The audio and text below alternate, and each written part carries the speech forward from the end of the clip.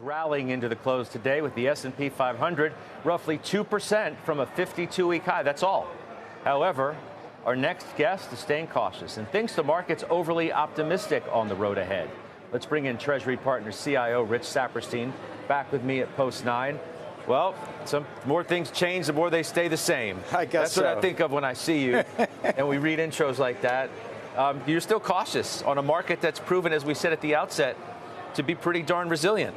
Yeah, well, at the peak of our cautiousness, we trimmed by 10%, and we kept all of our large tech holdings, and we now are back at full allocations with the market appreciation, but we're able to use that capital to redeploy into 4% tax-free muni bonds, which is an outstanding opportunity for our clients. So you still think that opportunities outside of equities provide the best risk reward for you and your clients? Yeah, at this time, we think there's great opportunity in the bond market, which was uninvestable for roughly 15 years. And clients that had large equity positions that built up over the years, it's time to trim them and reallocate into other alternatives. What about this notion that Ken Griffin posed at the very top? You know, surprised somewhat, you could tell by the level of resiliency that this market has put forward, even in the face of all of these headwinds that people like you look at and say, gosh, I don't want to be overly exposed to equities, yet here we are. Super impressed with the resiliency in the economy because of a couple of reasons. One, labor hoarding. Two, you've got the excess savings post-COVID that's being burned off by consumers. Three, you had the suppression of the student loan repayments. And a lot of that's reversing right now. So we're going to have QT added to that mix. And you've got a situation where the bite of Fed tightening still has to take place. So, I mean, at what point do you change your view? You know, earnings expectations are up.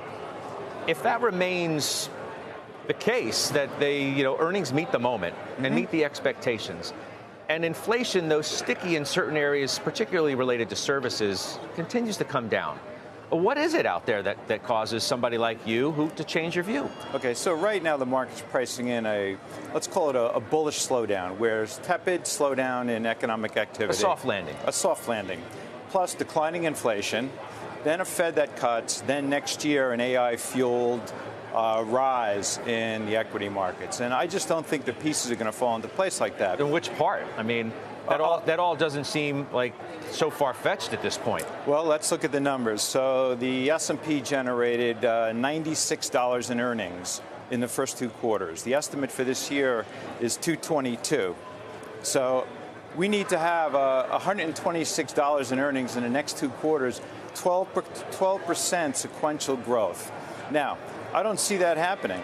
Then in 24, we need another 12% to get to 248. So I think the market's pricing in excessive earnings growth relative to where they're going to come in. Okay, so you think the market's overvalued? Is that fair? Yeah, it's hard to talk about an overvalued market because tech has had a profound impact. Specifically, a decade ago, Apple and Microsoft were roughly 5.5% of the index. Today, 13.7%. So that's driven the average multiples higher. That's right. So I don't really look at the multiple. I'm looking at the economic outlook. And what I really have the opportunity to do is to invest past the Fed tightening, all this nonsense about, is inflation coming down or not? There's a wide range of asset classes I could choose from, and that's what we're doing. I know, but I sort of ask you that as I'm thinking about your allocation to, you said you didn't reduce any of your holdings in mega cap. So no. You have a broadly negative view of the market, but in some respects you're justifying what some would call inflated valuations of mega cap.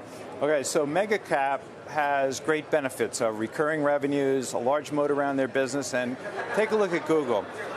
Roughly $90 billion in revenues, in operating cash flow, $30 billion a year in CapEx and R&D. That's not on the balance sheet. So for 5 years, there's over $100 billion in R&D that's been spent that we have yet to see the benefit of. So I think these stocks are still very attractive. They're the ones that we own, Apple, Microsoft, and Google, and that they're going to probably go higher over time. Now, we also are along a lot of oil stocks. We think oil is a great sector to be in right now and have been all year.